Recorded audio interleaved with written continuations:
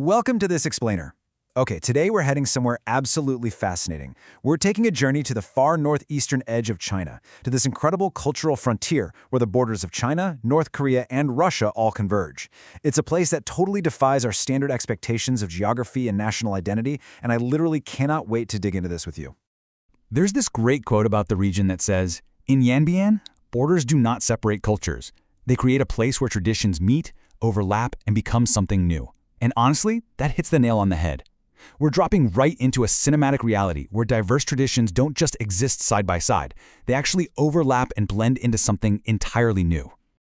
Let's start with Part 1, the City of Two Cultures, navigating the Yanbian Korean Autonomous Prefecture. So to really wrap our heads around this blending, we have to start in Yanbian Prefecture. This region, located in Jilin Province, is actually China's largest Korean ethnic community. Over a third of its population is ethnically Korean. It sits right on the border with North Korea, separated by just a river. Because of that proximity, the whole area pulses with this energy that isn't purely Chinese or purely Korean. It's this distinct, deeply rooted fusion of the two. And you literally see and hear this fusion the second you step off the train.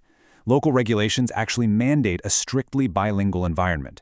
That means every single public street sign, every shop front, even the automated bus announcements, they are completely bilingual.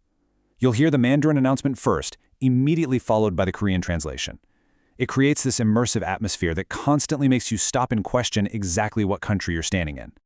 Moving on to Section 2, the Neon Influencer Wall, where tradition meets viral internet culture. Now, the daytime cultural mix is just the beginning of the story. During the day, the cultural anchor of the city is Yanbian University. Founded way back in 1949, the campus has this serene, historic dignity to it, full of traditional Korean-style roofs and classical architecture. It's a very quiet academic space that perfectly reflects the deep heritage of the region. But here's where it gets crazy. Directly across the street from that peaceful university is an unbelievable contrast. We're talking about the blinding, hyper-modern Wanghong or influencer wall. It is this enormous building facade completely covered in densely packed, glowing neon signs, which, again, are all strictly bilingual. It's an absolute magnet for tourists and live streamers holding their bubble teas, all trying to capture that perfect viral shot. It really makes you wonder, right? Where else does ancient, quiet tradition stare directly across the street at a glowing, chaotic monument to viral internet culture? It's a totally surreal juxtaposition that perfectly encapsulates modern Yanji. But all right, let's step away from the neon lights for a minute and check out the daily lives of the locals. Section 3, a sensory morning market, steaming food at the freezing border. Transitioning from that glowing nightlife to the early morning at the Yanji Riverside Morning Market, you immediately feel the environment.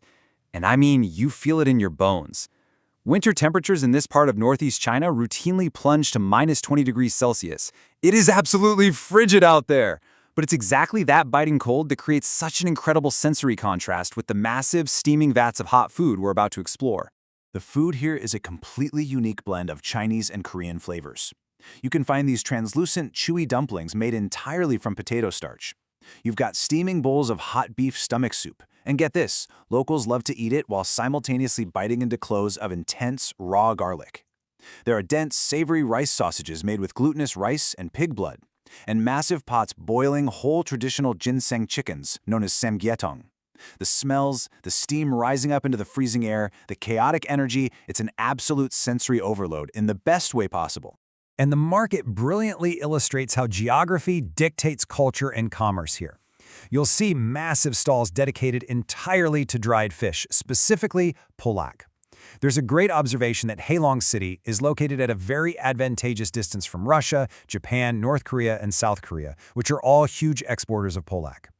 Because of the cold, semi-humid winter climate and its proximity to the Bering Sea and Sea of Japan, this specific region naturally turns into a massive, world-class hub for processing and drying fish that then gets exported all over Asia. Let's keep moving. Section 4, the journey to Hunchun, moving east along the Tumen River.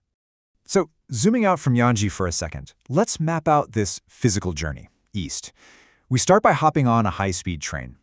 About an hour later, we arrive in the city center of Hunchun. From there, the landscape quickly transitions from a bustling city into a quiet, heavily guarded, and geopolitically charged borderland as we head south down the river toward a tiny place called Fengchuan. But before we reach the absolute edge, take a look at how the culture shifts yet again. While Yanji has a dual Chinese and Korean identity, Hunchun expands into a full-on trilingual identity.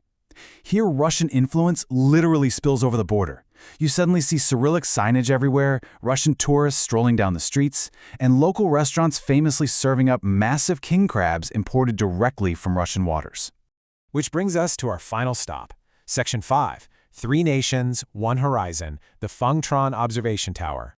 This is the Fengchuan Tripoint. It's an extraordinarily narrow, isolated geographic bottleneck right at the very tip of China's territory. This is the exact location where the actual borders of China, Russia, and North Korea physically converge and touch. The absolutely crucial point here is just how tightly packed these nations are. From the observation tower, North Korea is just a stone's throw away across the Tumen River. The Russian land border is right beside you, and if you follow that river just 15 kilometers down, it empties directly into the Sea of Japan. It is an incredibly dense geopolitical knot. Standing up there on the Fengchuan Observation Tower, the cinematic reality of this whole region finally hits you. You're looking out over a single, unbroken panoramic horizon. In one sweeping glance, you can see the lush green plains of China, a massive Russian railway bridge crossing the water, and the quiet, isolated mountains of North Korea. It's 3 massive nations, all sharing one breathtaking viewpoint. It leaves us with a pretty incredible question to ponder. How does seeing 3 distinct countries from a single, quiet vantage point change your perspective on what a border truly is? When you see how seamlessly the landscape flows from one country right into the next, you realize that geography has the power to connect cultures just as much as it divides them. Thank you so much for joining me for this explainer, and keep exploring.